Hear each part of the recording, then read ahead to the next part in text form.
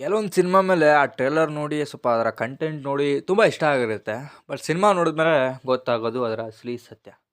So ನೀವು ನೋಡ್ತಾ ಇದ್ದೀರಾ ಫಿಲ್ಮಿ ಫೈಂಡ್, ನಾನು ನಿಮ್ಮ ಕಾರ್ತಿಕ್. ಸೊ ಇವತ್ತು ನಾನು ನೋಡ್ಕೊಂಬಂದೆ ರಾಜಾ ಸಾಬ್ ಮೂವಿನ. ಸೊ ಹೇಗಿತ್ತು ಆ್ಯಂಡ್ ಏನೇನು ಇಷ್ಟ ಆಯ್ತು, ಏನೇನು ಕಷ್ಟ ಆಯ್ತು ಅಂತ ತುಂಬ ಡೀಟೇಲಾಗಿ ತಿಳಿಸ್ಕೊಡ್ತೀನಿ. ಸೊ ವಿಡಿಯೋ ಕೊನೆವರೆಗೂ ನೋಡಿ ಆ್ಯಂಡ್ ಇಷ್ಟ ಆದರೆ ಮಾತ್ರ ಸಬ್ಸ್ಕ್ರೈಬ್ ಮಾಡಿಕೊಂಡು ಸಪೋರ್ಟ್. ಇದರ ಆನ್ಲೈನ್ ಸ್ಟೋರಿ ಏನಪ್ಪ ಅಂದರೆ, ಇಲ್ಲಿ ಒಬ್ಬ ತಾತ ಹಾಗೆ ಮೊಮ್ಮಗನ ಕತೆ ಇದು. ತಾತ ಸತ್ತೋಗಿರ್ತಾನೆ. ಸತ್ತ ಮೇಲೆ ಮೊಮ್ಮಗ ಅವ್ನು ಏನಕ್ಕೆ ಹುಡ್ಕೊಂಬರ್ತಾನೆ. ಹಾಗೆ ಇಲ್ಲಿ ಸತ್ತೋಗಿರೋ ದೆವ್ವದ ತಾತ ಮೊಮ್ಮಗನಿಗೆ ಯಾವ ಥರ ಕಾಟ ಕೊಡ್ತಾನೆ, ಹಾಗೆ ಇಲ್ಲಿ ಮೊಮ್ಮಗ ಆ ಕಾಟದಿಂದ ಹೇಗೆ ಬಚಾವಾಗ್ತಾನೆ ಅನ್ನೋದೇ ಈ ಸಿನಿಮಾ. ಸೊ ಆನ್ಲೈನ್ ನೋಡಿದ್ರೆ ಏನೋ ಡಿಫ್ರೆಂಟ್ ಆಗಿದೆ ಅಂತ ಅನಿಸುತ್ತೆ. ಬಟ್ ಸಿನಿಮಾದಲ್ಲಿ ನೋಡಿದ್ರೇ ಗೊತ್ತಾಗೋದು. ಅದು ಬಿಡಿ, ಸಿನಿಮಾದಲ್ಲಿ ನಂಗೆ ಇಷ್ಟ ಆಗಿದೆ ಏನಪ್ಪ ಅಂದರೆ, ಅದೇ ಹೇಳಿದೆ ನಿಮಗೆ. ಇದರ ಆನ್ಲೈನ್ ಏನು ಕತೆ ಹೇಳ್ದೆ ನನಗೆ, ಎಲ್ಲೋ ಒಂದು ಸ್ವಲ್ಪ ಡಿಫ್ರೆಂಟ್ ಆಗಿದೆ. ಒಂದು ಯೂನಿಕ್ ವೇಯಲ್ಲಿ ಆ ಫ್ಯಾಂಟಸಿ ರೂಪನ ತಗೊಂಡು ಥ್ರಿಲ್ಲಿಂಗ್ ಆಗಿರೋ ಕಥೆನ ಹೇಳ್ತಾ ಇದ್ದಾರೆ ಅಂತ ನಾನು ಅಂದ್ಕೊಂಡು ಹೋದೆ. ಕೆಲವೊಂದು ಎಲಿಮೆಂಟ್ಸ್ ವರ್ಕ್ ಆದವು ಆ್ಯಂಡ್ ಚೆನ್ನಾಗಿದ್ವು ಕೂಡ.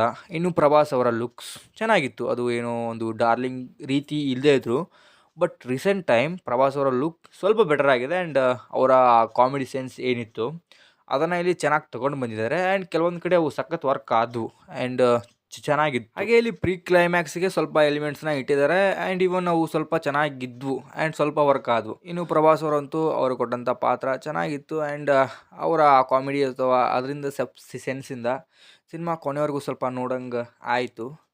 ಅದು ಬಿಟ್ಟರೆ ಈ ಸಿನಿಮಾದಲ್ಲಿ ಕಷ್ಟ ಆಗಿದ್ದೇನಪ್ಪ ಅಂದರೆ, ಸಿನಿಮಾ ಸ್ಟಾರ್ಟ್ ಆಗೋದೇ ಒಂದು ಫ್ಯಾನ್ ಮೂಮೆಂಟಿಂದ. ಸೊ ರೆಗ್ಯುಲರ್ ತೆಲುಗು ಟೆಂಪ್ಲೆಂಟ್ ಏನಿದೆಯೋ ಸೊ ಅದರಿಂದನೇ ಸ್ಟಾರ್ಟ್ ಆಗುತ್ತೆ. ಒಂದೇನೋ ಆ್ಯಕ್ಷನ್ ಬ್ಲಾಕ್ ಇಡ್ತಾರೆ, ಆ ನಂತರ ಇಂಟ್ರೊಡಕ್ಷನ್ ಸಾಂಗು, ಅದ ನಂತರ ರೊಟೀನ್. ಅದು ತೆಲುಗು ವೇನೇ ಅನಿಸುತ್ತೆ ನನಗಂತೂ.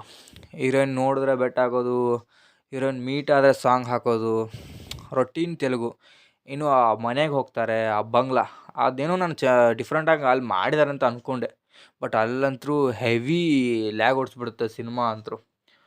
ಅಲ್ಲಿ ತಗೊಂಡಿರೋ ಡಿಫ್ರೆಂಟ್ ವೇ ಏನಿರುತ್ತಲ್ಲ, ಅದನ್ನ ತಗೊಂಡೋಗಿ ಯೂಸೇ ಮಾಡಿಲ್ಲ ಅವರು.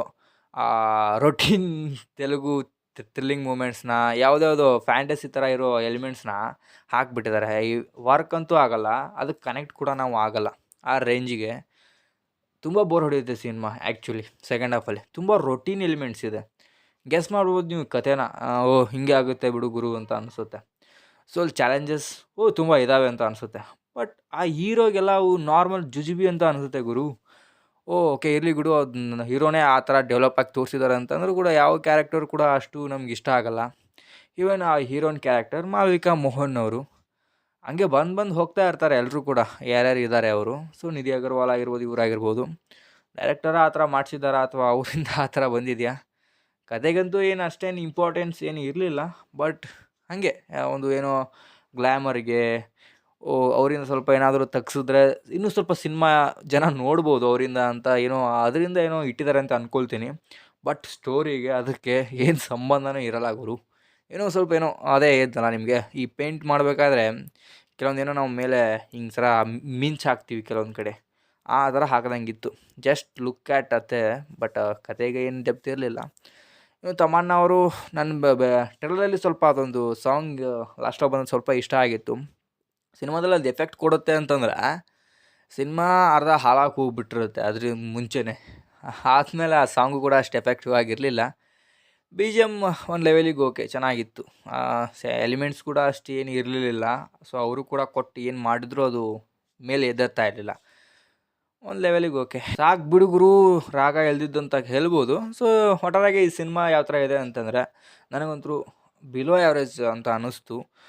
ಏನೋ ಅಂತೀವಲ್ಲ, ತುಂಬ ಹಿಂಸೆ ಆಗಿಬಿಡುತ್ತೆ ಕೆಲವೊಂದು ಸಲ, ಆ ಥರ ಸಿನಿಮಾ ಇದು.